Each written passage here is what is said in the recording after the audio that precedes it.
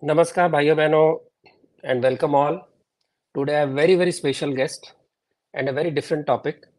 I have with me Dr. Swaroop Sampat.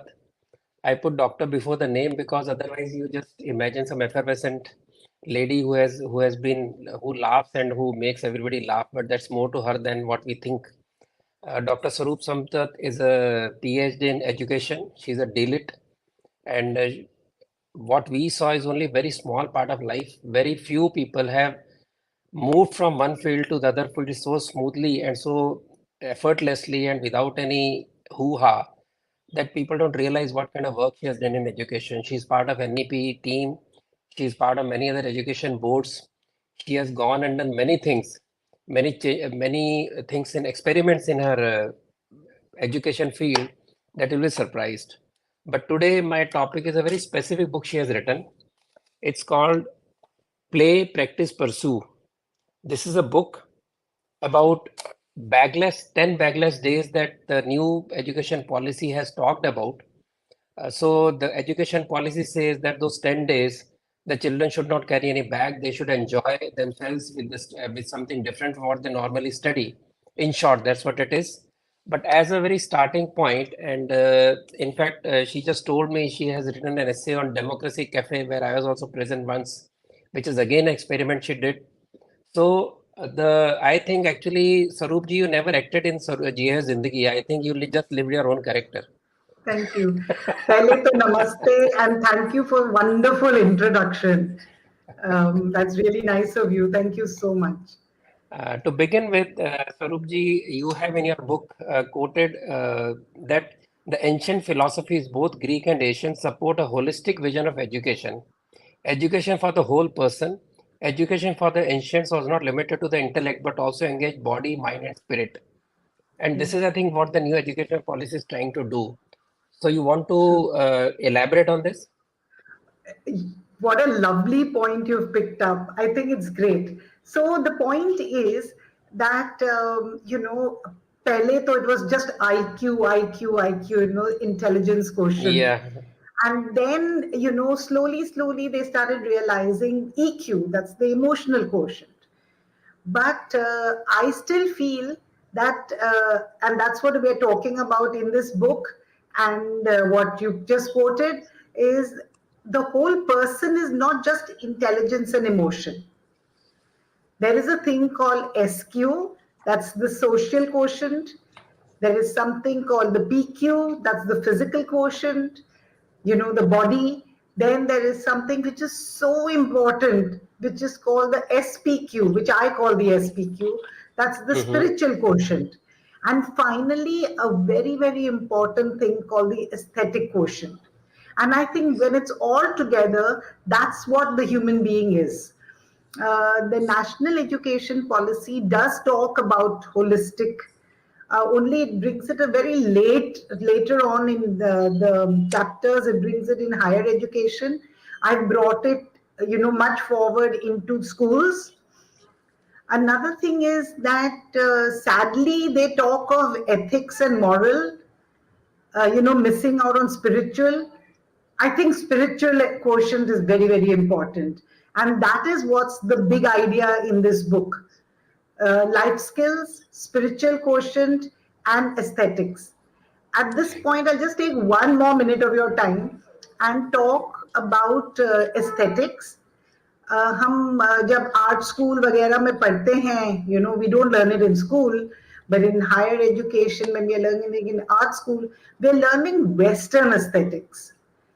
There is a very, very important thing called Indian aesthetics or Indic Yeah. aesthetics. Not, like the Indian knowledge system, not the Eastern knowledge system, not the Southeast Asian system, Indian. This is Indic aesthetics. And that is very important. And I think it's very important for our students to learn about Indic aesthetics. Yes, Swaroop, you talked about visit to the temples. You also talked about how Indian aesthetics is different from the Western aesthetics. You Yes. want to elaborate on that point also, since you just Oh, talked about yes. in typically Bharatiya aesthetics, and you talk Yes. about the artists, you talk about the perception of the ultimate reality, etc. Very philosophical. So I'd like to add Yes. to that what you said just now. I would love to. Thank you so much for giving me this opportunity. So, well, I'm not denying that Western aesthetics is even good, but Indian aesthetics is different. Western aesthetics talks about copying from nature. So that's not bad because then they have these incredible figures and these beautiful Right. landscapes, which were like practically photographic quality or even better than that. But Indic aesthetics is a different thing. There are two parts about Indic aesthetics. One is, let me talk about, the paintings, the architecture and everything that was done for the glory of God. Everything is done for the glory of God in Indic aesthetics, which is so beautiful. If you notice that the earlier artists, most of them or nearly all of them never wrote their signature. There was no signage. Yeah. One of the reasons was that it was done for the glory of God. And like Sri Krishna says, that I am the doer, I am everything, everything is me. So, like if I'm doing it, then I'm doing his work. And people may be very cynical about it and things like that, but Ratanji, really maan lijiye, whenever I go to do a big workshop, I always go to God and say, I go to the Haveli and pray to Sri Krishna and say, this is your work, so be with me. That is the beauty of Indic aesthetics, because it was for the glory of God. Another very important thing, like Kumaraswamy says, about in this Indic aesthetics is the everyday life. It's there in everyday life. Like you walk into the kitchen, or wo घड़े पे घड़ा hai. That's aesthetics. You go to our kitchens and you see the brass plates and the, silver, not silver, the steel plates and the spoons and it's aesthetics. You go to Kutch and you see the everyday dupatta which the woman is wearing with that beautiful Kutch embroidery. That is Indic aesthetics in everyday life. The fulkari from Punjab, the beautiful Maheshwari weaves, the everyday clothes, every day the gamcha, it's all aesthetics. So that is Indic aesthetic, something totally different, and is so unique to India and its spirituality. True. And you also defined the life skills because we are supposed to learn life skills from the bagless days. And also in Yes, the education policy, we talk about life skills all through the education. And you have yes, defined the life skills in the book. So, would you like to talk about the life skills that you believe are really life skills? yes. There is a whole list As in the book. Oh, yes. So there Yeah, are a whole lot of people who say different things, like they say SEL, that social emotional learning, or the 21st century skills. Ratanji, there's nothing like 21st century skills. It's such a sad thing, because it's a laundry list. Everybody will have a different list. I don't know okay. why this fight, why this thing is that WHO in the in the 19th century, 20th century, they 20th century, they found the word life skills and they defined a list. Only I've changed it a bit. So there's psychosocial cognitive skills, understanding and managing emotions, understanding the self. In the WHO's, it is self awareness. And I have kind of changed it because I come from this great country called Bharat, which talks of Atma Chintan, which is way beyond self awareness. So I've made it understanding self, creative thinking, critical thinking, problem solving, decision making, effective communications, and skills of empathy. Now, all these skills are on any business school's agenda for leaders. What I've talked about in this book is life skills in the workplace. It's very important for us to know that these life skills are so important in the workplace.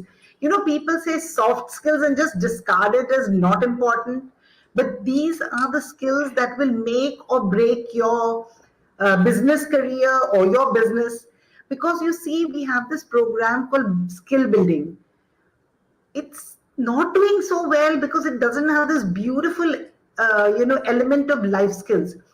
Like we would train a girl to become, run a beauty parlor. She would become the best beautician, but she would not have the creative thinking skills or the problem solving skills, decision making skills, and then the whole thing would, just fall apart. World Economic Forum even says it's very important to have life skills in the workplace. So, because I'm talking of pre vocational education, I'm talking of life skills in the workplace. Another thing, I've connected this with the SDG 2030, which talks of culture. And when we are talking of pre vocational education, we should talk of culture. It's very important. And that's how spirituality even comes in, because religion is a part of culture. What we sing is a part of culture. The Veds are a part of our culture. Ramayana, Mahabharata are a part of our culture. All this is a part of our culture. When we talk of SDG 2030, how come we miss out this? True. Because we don't want to go back to our Bharatiya roots. That's not fair. So I think if we go back to this Bharatiya roots of ours, where UNESCO says that the Veds are the four pillars that hold the superstructure of Asia, or they say that the Ramayana and Mahabharata are the first poems, and I'm quoting them when they say they're the first poems. Let's not discuss their literary merits, which is superb, but they have a message for humanity. How True. come we don't teach this to our children? That's the point I'm making. Yeah, since you talked of that, I was going to bring it later on, but since you brought the point, I'll like to see what you quoted. You say, I advocate that we do not deprive Hindu students of the opportunity to learn Hindu stotras and dharma in the name of secularism. This issue is not limited to secularism alone, but holds broader significance for entire civilization. Despite the changes brought by colonization, we all still belong to the same civilization. As a member of the Indian academic community, I believe that students in our schools share a common ancestry and cultural heritage. I'm just Yes. completing what you said just now. And Yes. see, I would rather say that life skills you talk about are they any different from what the Gurukuls had? No. We had a habit of dividing arts, science, separate subjects, dry all academic subjects, but this complete holistic approach of anybody can learn science plus arts plus this additional skills was Yes. part of our original education system, which we can definitely adjust. I will Of also course. bring it very important point which you have raised. That is the issue. That is the definition of the whole teacher, right? So a little bit on the whole teacher. So I made the point about holistic learning and holistic education.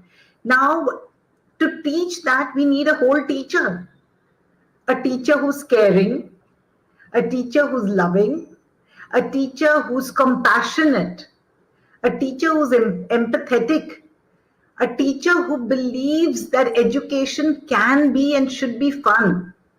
What about the teacher who uses different methods to teach, believes in democratic learning and negotiated learning, who includes arts, who believes in Indic aesthetics, because aesthetics should be taught from a very young age. And that is the whole teacher who, some of the teachers, I'm so sad to say, won't be able to sit down with their students. So what about the teacher's physical quotient? She should be able to be physically fit and be able to do things with the students. She should be interested to be on the level of their students. She cannot be above and teach. That's terrible. So she should believe in art. She should believe in, spirituality. All this together makes that whole teacher, and that is the teacher that would be able to teach our students well.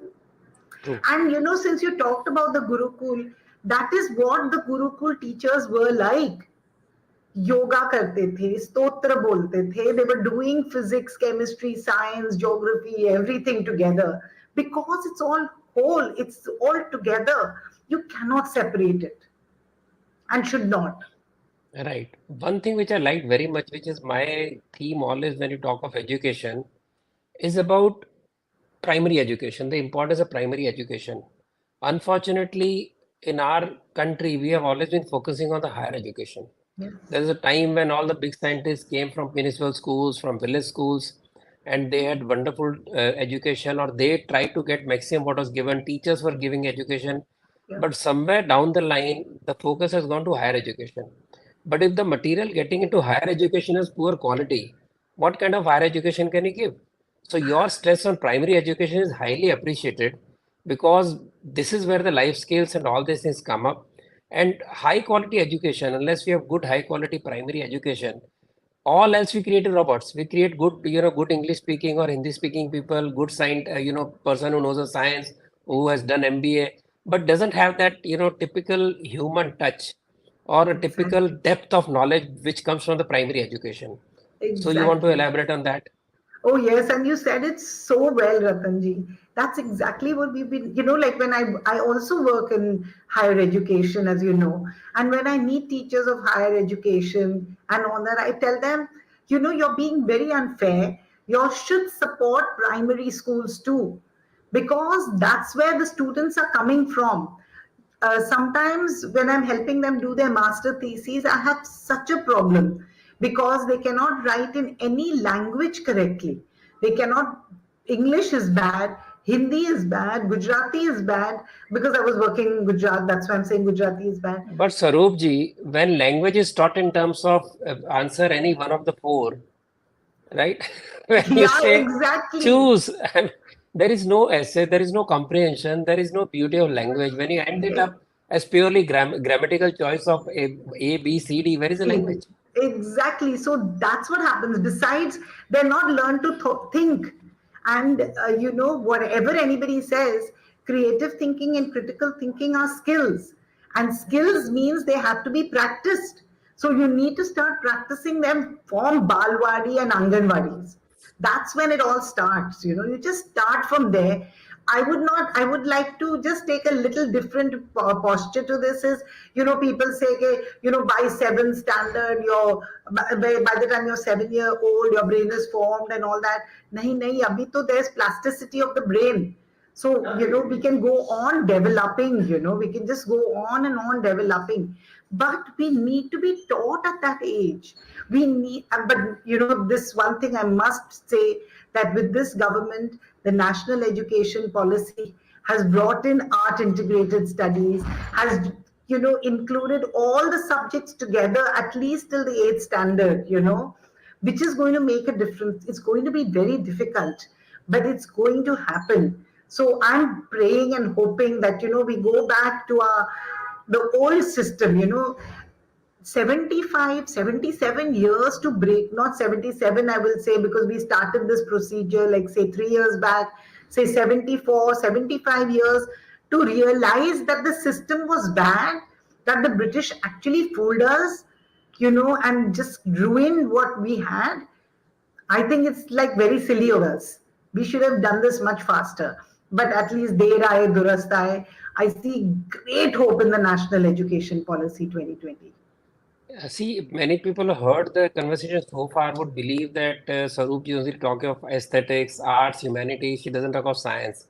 But in her backless book, which is written about the syllabus that is possible, she talks of mathematics also. She wants the children to know the magic of mathematics. She talks of Pingala's or Fibonacci series. She talks of many other things which can be learned from maths because that is also a life skill. Yes. आप जाएंगे दुकान पे तो कम से कम इतनी तो arithmetic आनी चाहिए कि आपको कैलकुलेटर की जरूरत ना पड़े. Correct. Absolutely, And it gives you absolutely. logic, it gives you very strong calculative logic. Now, Yes, Deepa talks about on the YouTube, Deepa has talked about that the education be reduced to numbers. You score certain marks, you reach certain place, you get a certain percentile. So, with the new education policy, when do you think it may be a long shot when we will come out of this trap of higher scores and percentiles to get into A, B, C or top class institutions? Will that change in coming yes. 5 years, 6 years? When It will it will, change it according to will. your very open thinking? Yeah. I've got very great hopes in it because when we were writing the position papers for pedagogy and curriculum, we had made some suggestions. And Ratanji, believe me, when I made the suggestions, I prayed, Ki Bhagwan, ye karwa do, Just about 3 months back, I read that they are going to have holistic assessment in our schools all the way up to college. which is beautiful. That means that, from the eighth standard or the sixth standard marks will be carried forward to the seventh, to the eighth, and forward. And exam marks will be only 40%. That means Okay. tuitions will start getting cut. And what they've really learned is going to be there in the mark sheet. The way their learning is going to change, because we are having art integrated learning, sports integrated learning, and this things like bagless school. Let me give you an example from the bagless school. um, I am not at all against science. I was a science student till the 11th standard, and I really believe in science. It's You can't do anything without science and maths. It's very important. So, well, equally you can't do without art. So then I like this thing called STEAM and not STEM. But that's going away a bit. Let me talk about this bagless school thing. One thing is that we had mathematics, and we just let them enjoy maths because I didn't want them to be scared of mathematics. That's one subject students get scared of. When we took them to the Modhera temple for the heritage visit, we showed them the Kund, and over there they saw Just I fractals. like just I'll just want to Yeah, make one point before you talk of yeah, Modera Temple. Very important. It is why I'm saying so. Because today it's a fashion to take students to far off places, even Europe or somewhere out in the, 5,000 kilometers, etc., to show something yes. historical. But we in India have historical monuments at every step. For And they're so example, in Mumbai, beautiful. I can go Ambernath Temple, for example. It's What just about the next to you. You don't Canary even know. Caves? Yeah, Canary Caves. So the Canary Caves. So this issue of, before you spoke of Modhera monument, I wanted to stress that actually it is possible to visit historical places without getting bogged down by big fees, big cost, which the big schools very claim they'll take you somewhere else. I And rather than know. appreciating next door arts, we go to Europe, we go somewhere else, spending lakhs of rupees on children to show off. But this is where your Modhera temple to Maya was very important because you were next door to it and you Yes. took the children there. Yeah, We took the children there, and they learned so much over there. They learned about the sun. So they learned science. They saw architecture because they're too young. They were the eighth grade. They learned history because they learned about the king from Patan who came and yes, made this, and he put, the Asopallav and the Patan motifs all over. Then they learned about the Indian knowledge system, about how the story from Itihas about how Ram Bhagwan had come over there to do a puja. Best, they learned about the Kund, the water tanks. First of all, they saw the fractals over there, and this maths thing, I'll come back to it. They learned the fractal geometry over there with the self-replicating style which they saw on the steps.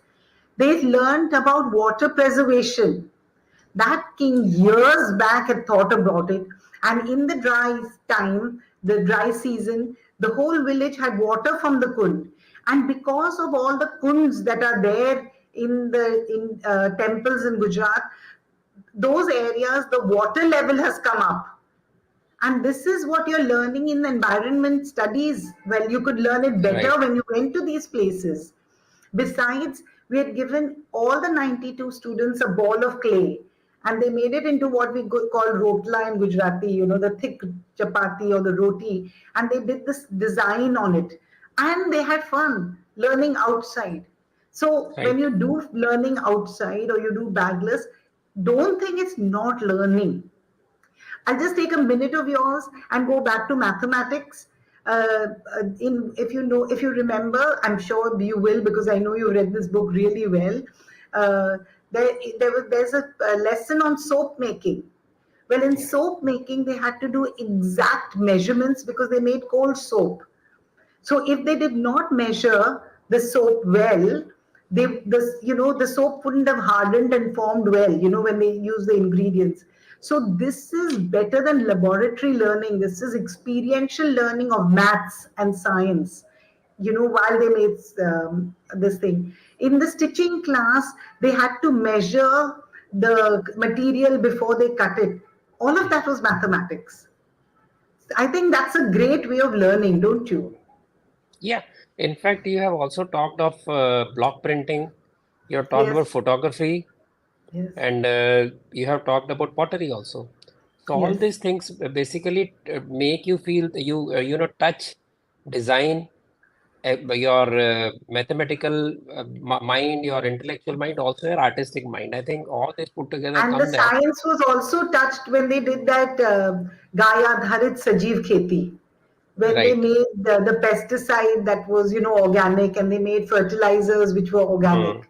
So, This brings to me our other topic, which is farming for urban schools, yeah. because you talk of that also. So how did you come to this idea of farming for the urban schools?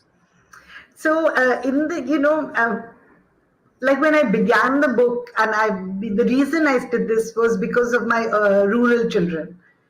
And I kept on feeling my rural children are deprived. And Yeah, after, yes, one important point that yes, you make in the book is about divide between the urban and rural students, and you try to fill that gap between the two. So that is the reason for you to go all the way to do something for the rural children. So yes. now you can carry on because that is an important point there. Yes, because I feel that, they don't get enough. Like in Bombay, we have these beautiful, and of course, all big cities and metro cities, and even the two-tier cities, they have these great schools, these international schools, these great laboratories, libraries. What about my rural children? They don't have that. And I have worked extensively in Rajasthan, in Gujarat, in the 10 sensitive districts of Maharashtra, like Gadchiroli, Nandurbar. I've seen these kids being deprived of this great knowledge, and our kids are all there. So, that's one of the reasons I did this Bagler school there. But while doing it and while writing the book, I realize that I'm neglecting another big set of my children, which are the marginalized and vulnerable in urban cities. The ones of the slums, the ones on the streets, because I teach on the streets of Matunga sometimes. So, these children are deprived too. So they needed to. And the challenge was, see, pottery ho sakta hai, stitching ho sakta hai. There are lots of carpentry and all these arts and crafts can be done there. And I knew somebody would question, they'd say, so what about farming? Well, you can do urban farming, and you can really do it because it's a great vocation.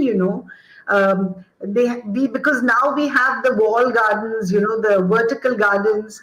We have people who are doing bonsais. We have people, like who are doing ikebana and making small flower arrangements. All this is so important. Not only girls, but even boys can learn it, and they can set up a small little farm in a plot, in a terrace, in the background, in backyards, in a group, and herbs that can be grown. It's just you need to imagine it and you can do it, and that's why I've included the curriculum of the urban gardening. I mean, sorry, farming for urban schools, and in that I have included one other very important thing is teaching about nutrition, where I think that's very important to understand. Nutrition is a very important thing, and we must try to get good nutrition for our vulnerable and marginalized children too. So that was the idea behind it, and that's why it's in the epilogue, because that was my mistake of forgetting my vulnerable and marginalized in urban setting. Well, one person, Devik Shastri, says, "What is the original topic?" Well, Devik, we are discussing bagless days in the school. We are discussing what is the new education policy where this is fitting in, and what are the issues or what are the topics which are being covered, and where are the pitfalls. So we are covering all that because while talking of a particular book, we will talk about the entire concept of new education and also concept of teaching students what they don't learn from the in the school time or the school periods. I think that should clear a doubt. And the last point I come to that we have talked of vocational training, but in this particular book, you talk of pre-vocational education. Because unless there is vocational education, this I would even say the respect for labor, respect for vocation doesn't come.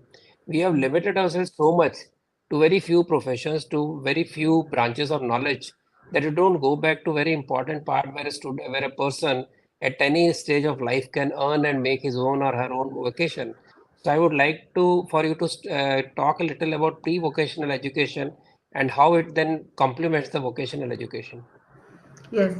So the pre-vocational education, the idea came from is that with the previous government, I had written or held, I was one of the persons who wrote the National Vocational Educational Framework, which has students from the ninth standard going into a vocation. Partly vocation, partly school. They can intern. They could intern as a mechanic. They could intern as anything else they wanted to prepare them for a vocation. That was wonderful. But I feel that we were neglecting the younger children and especially the rural there. That's where it came in because you see, the city kids are exposed to different vocations, but the rural only see what is there in their village. They see farming maybe. They don't really see pottery and stitching. They just pass by that. And if you ask a rural kid, what do you want to become? They may say police, they may say teacher, and they may say doctor. Because these are the three things, but doctor ज्यादा बोलेंगे नहीं because उनको मालूम है ये बहुत पढ़ाई लिखाई का है. So they would talk of police and teacher, but that's so limited. Why not other things? My father, used to take me to the theater as a little child, and I saw so many vocations in the theater. I did not want to become an actress. When I was 17 and just finished schools, the first thing I did was, as professionally, I did the costume designs of a play. So there is so many things you could do. And I'm a huge fan of Steven Spielberg. He had a camera when he was a little boy, and he would shoot films, and he grew up to be this great director. My sons in the summer holidays would make plays on their own, with their friends. And then, after 15, 20 days of making the play, they would call all the parents of the building, and the mothers had to make popcorn and nimbu pani and serve biscuits for everybody who came to see the play, and they would show the play. You see, this is how you get exposed. There was another beautiful documentary I'd seen on Banarsi weavers, and the weaver was literally crying. And he says, you see, the love for weaving has to come when they're, 10, 12 years old. But we take our children away to school, 10, 12 years, they do not see the weave. And then it's too late for them to love that weave. So what I thought was that if we get the artisans into school, I don't want my children to go out of school and get into child labor. No. But what about getting the artisans to school so that they could learn these beautiful arts? Our children learned the Kachi style of painting on pots. And they learned, they did a painting which they did from Yamini Roy's painting. So there is such beautiful possibilities, if you bring the artisan into the school, and then the children would learn arts. So this is the whole idea behind it. Pre-vocational, I've defined it properly, is before vocation. It is not while you're learning a vocation, you do a small course in that. No, it is clearly for the fifth, sixth, seventh, eighth. In the national education policies for the sixth, seventh, eighth, and the focus is very clear. It's not a vocation, it's an exposure to various vocations. Thank you so much, Swaroopji. I will not take more time than this. We have done, I think, enough of, very broadly speaking, we have tried to touch every topic that appears in the book. Yes, But one absolutely. has to, I hope it evokes enough interest in people to go and read the book. I Because, know I friends, see. Sorry. yeah, please carry on, No, please. you first. You first. No, I'm going to closing remarks. So you can please Okay, have your, so I yeah. really wish people would read this book. Of course, I've said it's a book for teachers and schools, but I think parents should read it too. Yes. Parents will read it, then they'll realize this is the education our children should have. NGOs can read it, and then they would realize what it should be. So it's not only for schools and teachers, it's even for parents and it's even for NGOs. So it's for a whole lot of people. Yeah. Thank you so much. So what I was saying that many people have talked of National Education Policy, NEP 2020, they have made comments, they have made a lot of lectures. but very few, I would not say nobody, very few people who actually gone ahead, experimented, and put it into practice in the form of a book. So this is where Swaroopji differs from other people who are, drawing room educationists or conference hall educationists, where she's actually gone and implemented in a village, Lavad in Gujarat. Based on that, she has come up with a book, which is a practical application of very important component of National Education Policy 2020. So thank you, Swaroopji, so much. I'm very sure that people will find the talk very informative, very thought-provoking, and they will go ahead and experiment in those schools, experiment with their children, and go ahead and tell the schools to go do something similar to what you offered. Thanks for your wonderful work and your Thank hard you work. very, Best wishes to actually, you. thank you, Ratanji, for inviting me. And as you know, I just love talking to you. I think we could just go on and on and on forever. Thank you very much. It's my privilege, and thanks for the kind words. And I really hope this book goes all the way all over India and even outside, because this is Indian perspective of education, Bharatiya perspective of education, and I'm very sure that this will benefit millions of people. Thank you so much. Thank you. Namaskar. Thank you so much. Thank you.